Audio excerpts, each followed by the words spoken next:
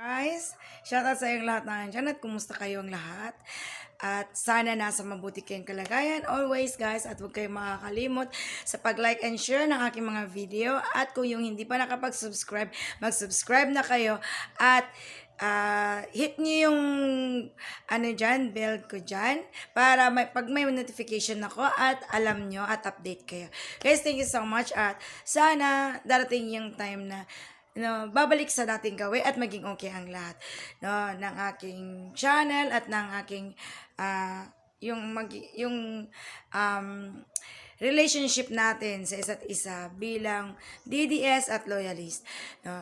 Guys, ito ngayon, kagabi kasi, may conference na naman sila si President Duterte, nag-address siya about sa ating lahat, kung ano mga nangyayari about sa vaccine. So, kailangan talaga natin mag-vaccine. May mga pambatang vaccine na nga rin ngayon. So, para nga din sa mga estudyante, yan, pagdating ng panahon. So, guys, para sa akin, na ako, may mga kaibigan ako, sorry sa inyo, na hindi ako sumasama sa grupo ng mga anti-vaccine. Kasi nga, ayoko, dahil nga gusto kong magpa-vaccine. Ayoko naman na magiging bad kayo sa akin at magiging bad ako sa inyo at magiging masama yung maging reputation natin as friends at as group, Kaya ako umaalis sa grupo at yung hindi na ako nag-i-interest, So, sorry sa inyo kung noon ay magkasama tayo sa kadahilanan na yung iisa lang ang layunin natin, iisa ang pananaw natin, kung ano ang nangyayari sa panahon na to at lalo-lalo na itong mga time na to na nagkaroon ng pandemic, At sana guys, maintindihan nyo yung sitwasyon ko na ayoko rin naman na ako'y sumuway sa kagustuhan ng ating Pangulo at kung ano man meron ang batas natin at ang bansa natin. Yun na nga, sasabihin ko sa inyo uli, kung ito ba ay isang mandatory or it's up to you. So ako, wala naman sinabi na it's up to you or mandatory. Para sa akin, kailangan natin na magkaroon tayo ng vaccine. Dahil nga, naranasan ko na rin once of my family, na nagkakaroon sila ng COVID. So, naramdaman nila yung sakit. Nararamdaman nila, may mga friends din ako na may COVID. So, sabi ko, bakit ayoko pa? So, yung family ko nga, nakapag-vaccine na sila. So, ako na lang naghihintay na lang din ako ng slot ko. So, guys, maraming salamat sa grupo na nagtitiwala sa akin at lagi nyo sinasabi na saan na yung tapang mo pagdating dito sa ganito. So, ayokong mag-criticize at ayokong lumabag kung ano man meron tayo sa batas.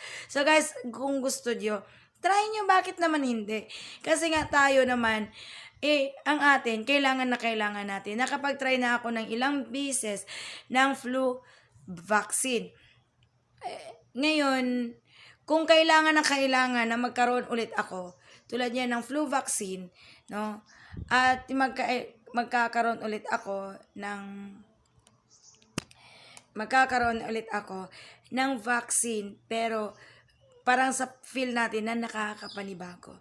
So guys, ito nga ngayon, nang dahil nga, speaking of vaccine, speaking of pandemic, speaking of nangyayari sa bansa natin at kailangan ng ating bansa. Guys, alam nyo, pray na lang natin si President Duterte at ng grupo ni President Duterte na sana matapos na tong ginagawa ng grupo nila ni Gordon at ng mga senador na to na gustong ididiin at idikdik sila President Duterte at ng IATF, include dahil dito kay Ong, sa family. So guys, sana matapos na to para makatutok at tutukan na nila ni President Duterte yung ating kailangan ngayon, this pandemic time. So guys, nagsasalita na si President Duterte. At bukod nga doon,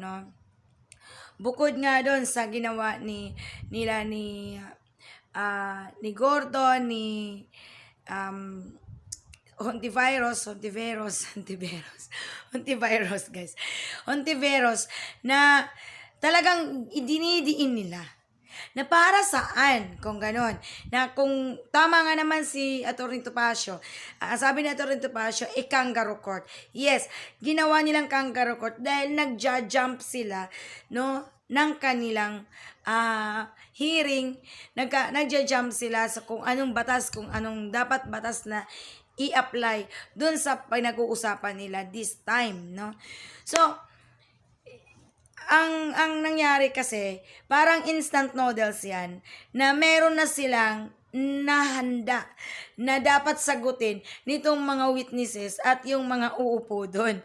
Na kailangan ito ang isasagot nyo. So parang instant noodles yun na nakaready na para sa kanila. Pero hindi nila ini-expect yun na mali ang sasabihin mali ang sasagot at sasabihin nung mga witnesses at yung mga sabi nila na ng mga respondents, yung mga inaakusahan ba nila, no? Kasi sila yung complainants, di ba? So yung mga inaakusahan nila mali ang sinasabi sa kagustuhan nila, pero sa atin tama naman yun ang sinasabi nila. So yun ang tinatanggap natin, ini-embrace natin yung mga sinasagot nila ng grupo nila ni Atty. Ferdy Topacio at ng grupo ni President Duterte at ng IETF at nila ni Doc Ingkay na naman ako. No, kay Secretary Doke. So ngayon, guys, yun ang sabi ni President Duterte.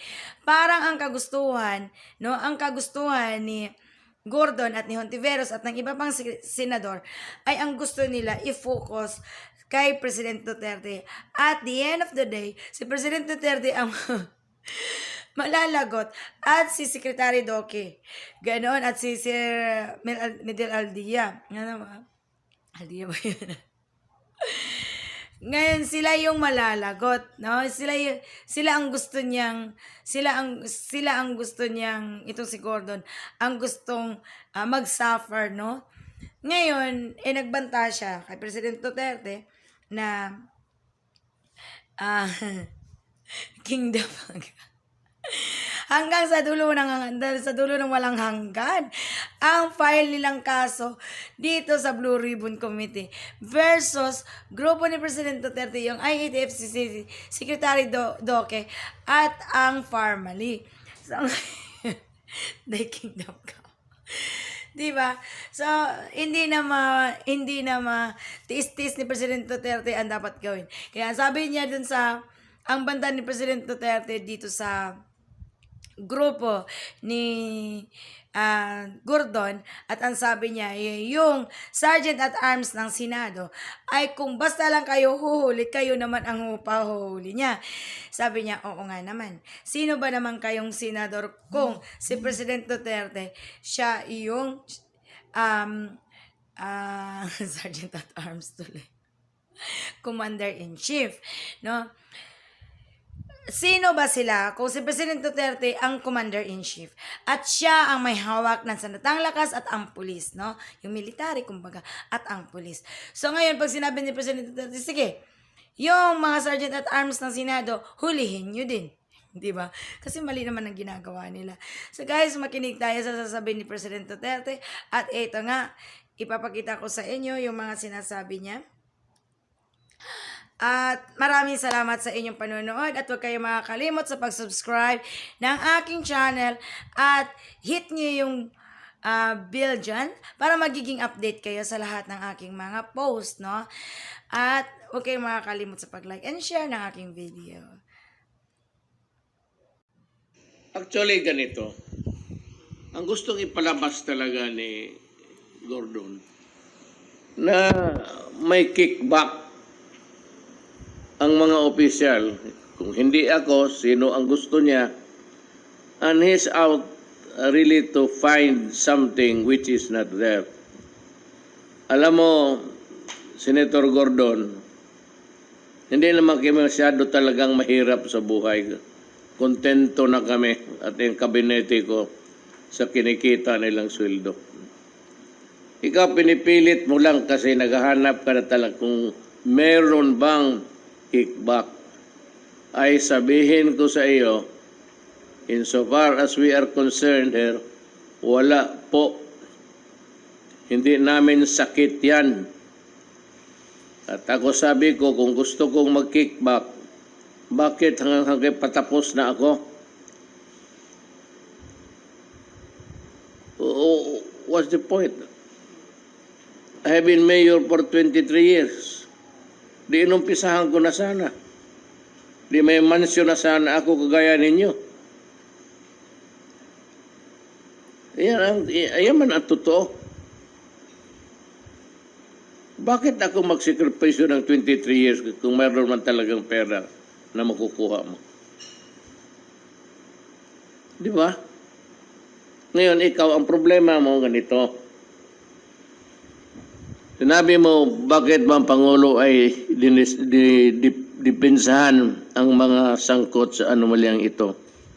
Why does he lower his dignity? Bakit hindi magtanong ang Pangulo si Leon Silaw?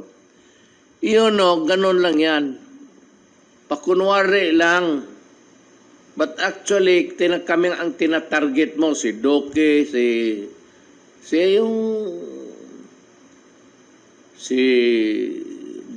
Secretary Galvez.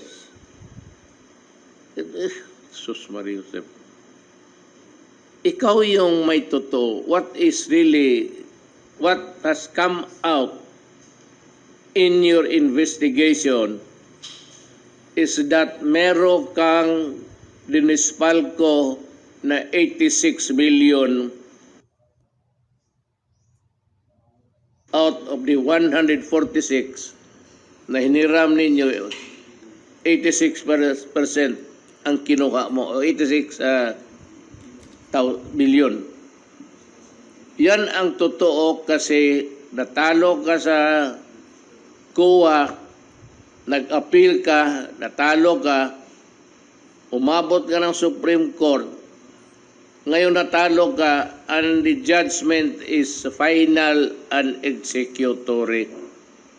Wala ka nang magawa dyan, kundi bayaran isauli mo ang pera, Dick Gordon. Return the money. Itong investigasyon mo wala pa. Ang totoo dito ang lumabas, sabi ng COA, na walang korupsyon, walang overprice, at delivered lahat, ano pa ang gusto mo? Sige, kakalka, naghahanap ka, kasi gusto mo sigurong nasa TV ka araw-araw, libre kasi ang exposure. Mga kababayan ko, kung ito si Gordon, sa katagal na nito sa Senado, ganon pa rin ang pinapakita niya.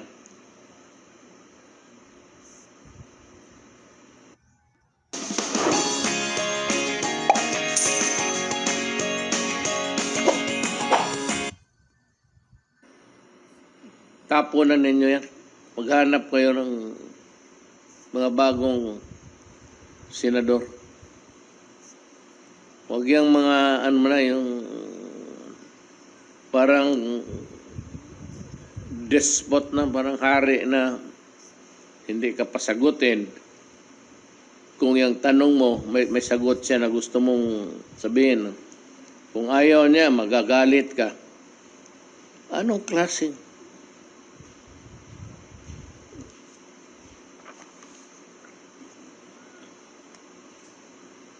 May, yung mo is, may sinabi ka na anti-democratic. At ito, you will suffer itong statement mo. Sabi mo, kami ang nagpapatagal sa... Sabi ko nga, durugin mo na. Parmalin o lahat yang wala kaming pakialam at hindi namin dinipinsahan.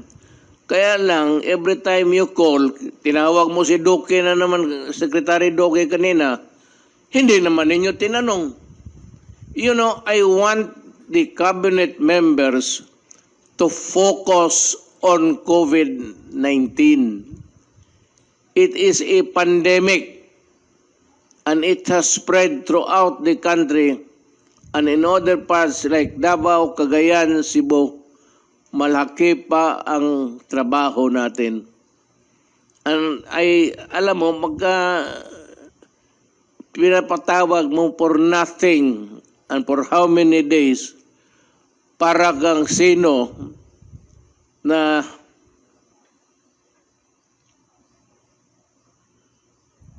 Sus Gordon, oy, maluya man ako sa iyo.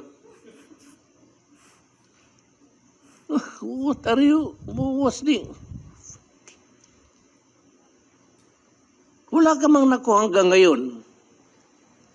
Walang corruption. Lumalabas to yung baho mo. Ikaw ang may kailangan ngayon. As a matter of fact, we will be filing a case against you for malversation. Not as a senator. Dinikit mo yung PDAF mo dyan sa red... Anak ng waiting ka. At gidrawing mo yung muka mo. Ang muka mo na dyan, lahat nakaplastahan. That is a cheap propaganda. That is the Filipino people spends for that. Ang gusto namin malaman, kasi yung pera ng 86, I think, o 88 million na PDAF mo, sinali mo doon sa pera ng you commingled it, gikurambos mo, tawag dyan sa Bisaya. So mahirapan tayo ngayon maghanap niyan. It has to be an audit. Kasi pag hindi yung mag-audit yung itong COA, there is a provision in the Constitution which mandates COA to conduct an audit and find the money where it is. Yan ang mahirap sa iyo. And you say, ang mahirap ito, may sinabi ka, nagdragging, at ito ang sinabi mo. You know, this statement of yours will create a crisis. Sigurado ako. So we better prepare for that. Nabi mo, and you say that this can go on until kingdom come. Ibig sabihin, at the end of the world, yun yung panahon na magbaba na si Kristo para sabihin kung sino yung magnanakaw, pati liars. Sigurado ako, ikaw ang ituro dyan sa Olongapo. Ngayon, kailan ito matapos kingdom come? Who are you to say that? Sabi ko, that is a very undemocratic statement. And you want the Filipino nation, pati kami dito sa executive department, damayin mo? Well, I'm telling you now, I have ordered Secretary Medjaldia to prepare the executive secretary. I will issue a memorandum na lahat ng nasa executive department will no longer obey your summons. Kasi kingdom come ka. Kailan mo matapos? Magsabi, basta kingdom come.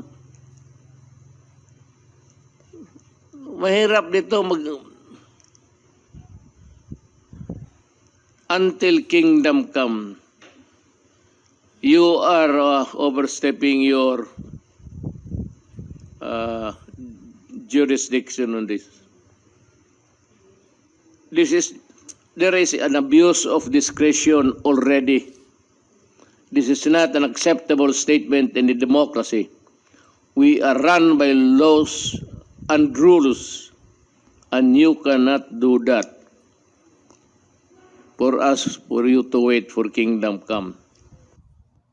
this is what we have found so far.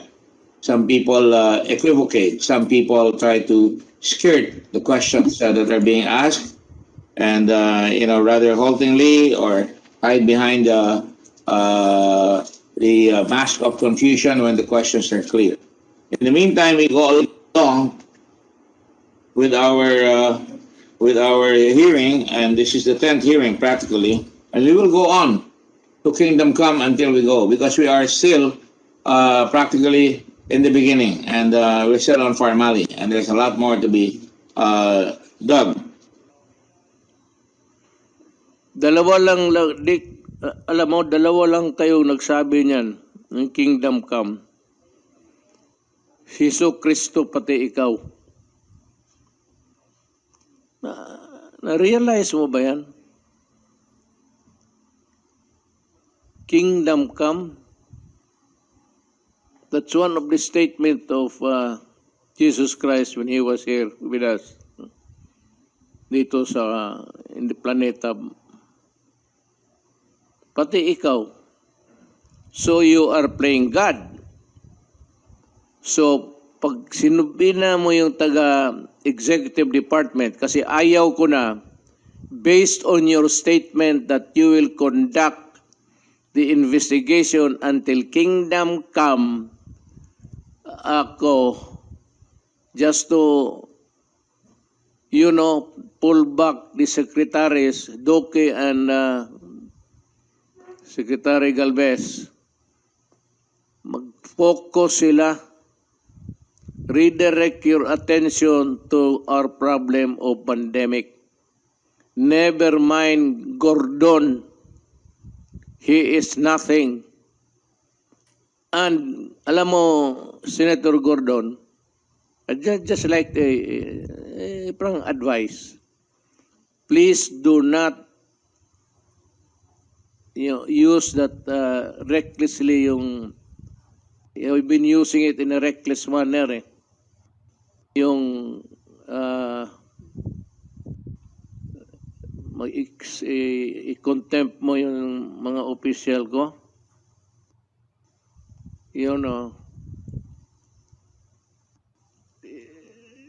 The procedure there is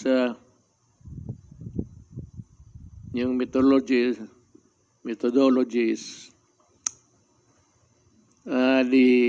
you will order the automatic the sergeant at arms to arrest the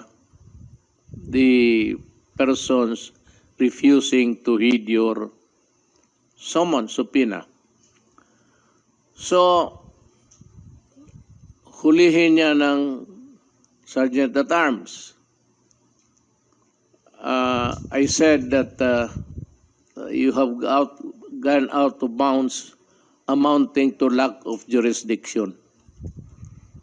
So, sabihin ko sa sergeant at arms ngayon, do not ever attempt to arrest anybody. Kasi ikaw ang arestuhin ko. Ngayon, you will order the police and the military to help the sheriff. Ako naman as Commander-in-Chief of all uniformed personnel of government, I am ordering the police and the military and everybody to stay out of this trouble. Huwag kayong sumali, huwag kayong sumunod kasi may crisis na tayo. There will be a time maybe which I am just afraid that you will have to intervene. Pero wag muna ngayon because it's just a brewing. And ako kasi, grave abuse of discretion, the exercise of is a grave abuse of discretion amounting to lack of jurisdiction. Sinobrahan mo eh. So pag sinobrahan mo, away na tayo. na mag-order ka ng sergeant at arms mo, sino man kasama niya, isa lang man yan. So you will order the police. So I'm ordering the police not to obey you. You may resort to using the military. Ang sabihin ko sa military, stay out. My order is you stay put. Huwag kayong sumunod sa order ni Gordon kasi he is now treading on dangerous grounds. Itong kanyang hearing is an exercise of grave abuse of discretion amounting to already of lack of jurisdiction. That power to compel people to be there does not include abuse, does not include despotic ways, does not include like making a very reckless but deliberate statement, which is an affront to the Constitution when you say, I will conduct the investigation until kingdom come. Tanungin kita ngayon, sino ka? Na kayong mga senador, you might be offended by my words now. Yung kasama ninyo, sabihan ninyo.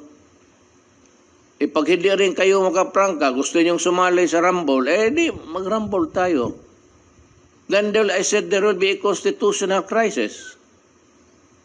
So I'm ordering the military and the police to, as their commander-in-chief. May crisis na tayo. Ikaw ang bahala. Wala na, marami sanang points dito na ipa-ano sa'yo. Harry Roque is now with us and he can give us the finer points of law about your behavior dyan sa Senate. Harry, you can have the floor. Magandang gabi, Mayor, at magandang gabi po sa lahat ng ating mga kababayan. Unang-una po, tama po mga sinabi ninyo, isa po sa bagong probisyon ng ating saligang batas, yung tinatawag na certiorari power ng ating hukuman. May mga political questions po tayo at ito po yung mga questions na sangayon sa saligang batas ay kinakailangan maresolbahan ng iba't ibang mga sangay ng gobyerno. Pero kapag nagkaroon po ng grave abuse of discretion, pag nagkaroon ng capriciousness, pag nagkaroon ng wantonness, yan po ay po pwedeng mapawalang bisa. Dahil bagamat meron po tayong kanya-kanyang mga poder sa iba't ibang sangay ng gobyerno, dapat po ito ay ginagawa natin in good faith and it must be done within the bounds of jurisdiction. So, tama po ang sinasabi ninyo, Bagamat may kapangyarihan pong Senado na mag-conduct ng investigations in aid of legislation, isa po siyempre sa limitasyon is that it must be in aid of legislation, bagamat we concede that because of the plenary power of Congress, it is Congress ultimately that will decide what is in aid of legislation.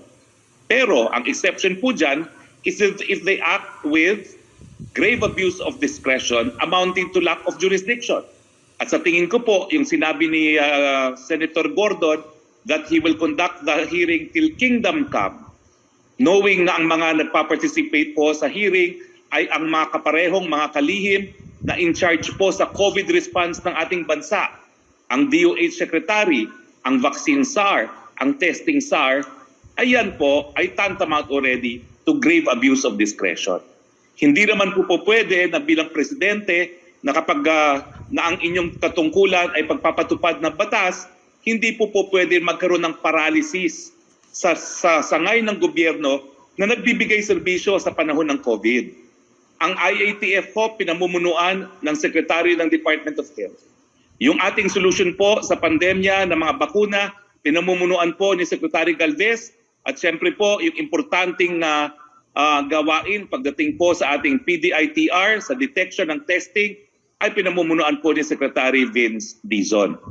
Kung ang mga kalihim pong ito ay araw-araw na lang mula alas 8 hanggang alas 5 ng hapon ay humaharap sa Kongreso till kingdom come, magkakaroon po ito ng epekto, magkakaroon po ng paralysis yung abilidad ng ating gobyerno na bigyan ng katugunan ang problema ng COVID-19 pandemic. So in my humble opinion po, it is already tantamount to grave abuse of discretion. It no longer is in aid of election. It is a witch hunt. It is a persecution. It is in aid of election. At meron po kayong katungkulan na panindigan na po ang saligang batas at katungkulang bilang isang presidente na nag-eksersisyo ng inherent police power of the state to take such steps that will promote, among others, public health. Yun lang po ang aking humble opinion at sa tingin ko po, tama po, there is a constitutional crisis dahil inutusan niyo po ang mga kapulisan na magsumunod sa contempt powers ng Senado, pero the Constitution po is written in a way na there should be auto limitations in the way the powers of the three branches of government are exercised. And where there is grave abuse of discretion, that auto limitation will result in an equilibrium.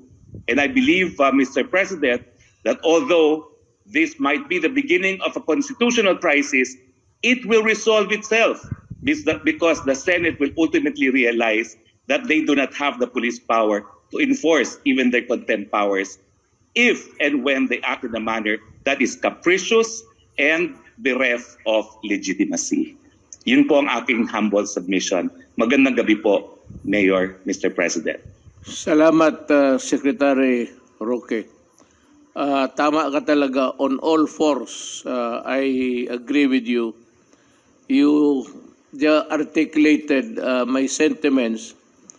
I was not really able to give it the way that you're doing kasi batas na at pinag-aralan mo and you are a constitutionalist, professor ka ng constitution. Alam mo talaga lahat. And besides, yung paski na ordinary lawyer or ordinary person, pag sinubrahan mo yung power mo, then there is a grave abuse of discretion. Then pagka ganon, it would go out to something like in excess of or lack of jurisdiction na. Kaya ako, I will protect the people of the Republic of the Philippines by calling all the secretaries involved in the fight against COVID to stay focused. Kung pinapatawag nila yan, may mga decisions sa araw-araw, ilan, they have to make critical and crucial decisions. And if they spend most of their time, pinapatawag doon, parang boy, paupuin mo lang, medyo malabo yan, Dick. Ano talaga, yung very appropriate yung pangalan mo. Dick, how is your health?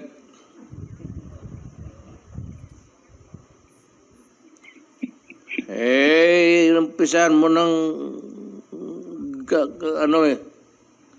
di ba first nang sinabi ko noon na huwag mag-testify, sabi ko but kayong natawag na, especially si General, si Secretary Lorenzana, Secretary Galvez, and Secretary Duque, huwag naman masyadong ini-insulto mo pa yan. You know, you do not have that right to insult people and to shout at people and to interrupt the truth.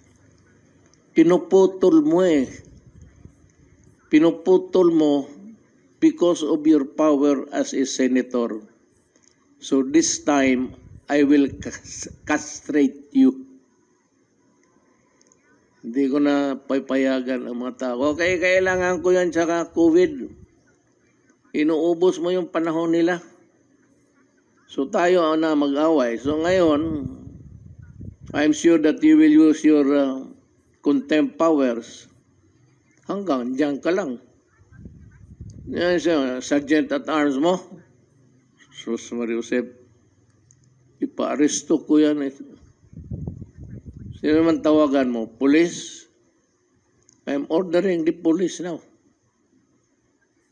to stay out. Do not obey the Senate. So, and the military, if Gordon feels like calling upon you, again, the same order, stay out. Stay out because there is a brewing constitutional crisis here. Not of our own making. Hindi sa amin nanggaling yung the fault does not lie in us. Ako nga pumayag, ako sabi ko, sige, total umpisa naman ninyo. Pero sumusobra ka na eh. So, ang iyo talaga, naghahanap ka ng butas na makita, nagtanggap kami ng pera. Yan ang gusto mong mayari. Sos Gordon. Kasi hindi mo kami kilala. Akala mo lang, if you have been to the ways of corruption, gaya ikaw, PDAF. What's the PDAF actually? PDAF is corruption. Wala mga talaga nawawala na ang pera dyan sa gobyerno dahil dyan sa PDAF na yan. It cannot be accounted. Billions of PDAF cannot be accounted for already because yung auditing is already an impossible task. So, yan, dinikit mo yan. Dinikit mo yung pera dyan sa Red Cross, tapos you're using the facilities to promote yourself. Be careful. Be careful, Dick. Be careful in exercising the powers of government. There is always a limit to what you can do. So, sabi ko, na nagwawala ka na, kapunin kita. And that is what's going to happen. I'm sorry it has gone this way. I do not want it. That's the last thing that I would want to do, quarrel with a separate body. But I can only take so much.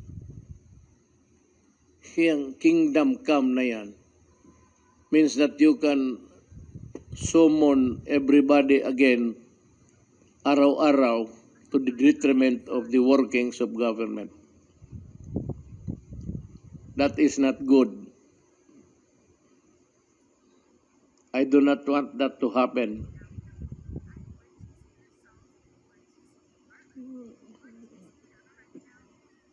But gagawain ko talaga. So yung ito Dick, yung positive, yung false positive ng RT-PCR test conducted by PRC, I have learned that out of the PSG personnel, whereby 187 out of 213 tested positive in the PCR Manila laboratory, yet tested negative in their confirmatory test. If you have 187 positives in the PSG, it would mean that 3 or 4 personnel or individual that you need also to put to test or put in quarantine as contact traced individuals. Maubos ang tao kasi kung yung lahat na dumaan mag-anak na. This is not acceptable, Dick. I do not want my PSG to be placed in jeopardy. So, yun lang, Dick. Tulog ka na. And prepare tomorrow. Because tomorrow, you will be one of those important by your making an important worker of government. Hindi mo kasi naintindihan yung senador-senador. Ang highfalutin titles. We are all workers of government. Remember that. So, iwanan na kita dyan, Dick.